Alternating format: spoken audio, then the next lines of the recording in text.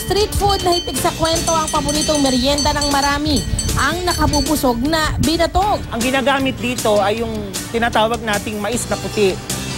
Ito ay tinatanggal doon sa busil or doon sa pinaka-cab niya. Pagkatapos, inilalaga ito sa apog, tubig na may apog. Nagmula raw sa Laguna ang binatog. Marami kasing taniman ng mais noon sa probinsya. Upang hindi masayang ang mga sobrang ani, sinasay nila ito na parang kanin at nilalagyan ng kinayog na niyog at asin sa ibabaw. Dahil patok itong merienda noon pa man, inilalako ito noon sa mga kalsada.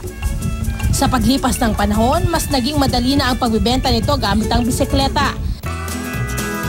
Sa paggawa ng binatog, unang pinakukuluan ang mga butil ng mais sa tubig na may apog para matanggal ang balat nito. Pagkakulo, hinuhugasan ito ng paulit-ulit. Lalagyan ng tubig at pakukuluan ulit hanggang maluto ang mais. At pagkalipas ng 2 oras na pagpapakulo, luto na ang binatog. Sulit naman daw ang matagal ng paghihintay sa sarap ng binatog. Niyog at asin ang karaniwang inilalagay dito. Pero ngayon, hinahaluan na rin ito ng asukal at gatas.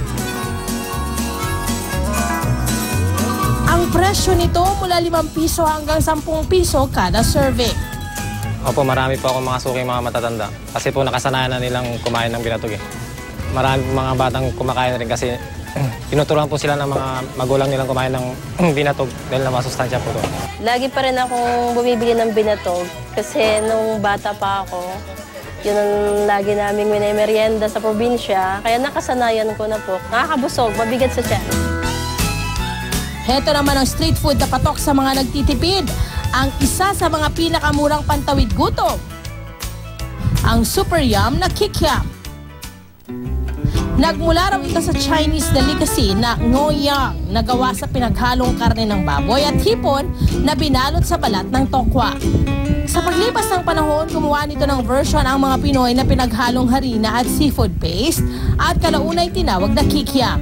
Ito ang inilalako ng mga tindero kasama ang fish balls na isa ring sikat na street food. Ipiniprito ang kikiam sa loob ng 3 hanggang 5 minuto. Pagkatapos nito, ready to eat na ito. Bagay ang kikiam sa 3 klase ng sausawan. Ang sweet, sweet and spicy at spicy vinegar. Ibinibenta ito sa halagang 12 pesos kada 3 piraso.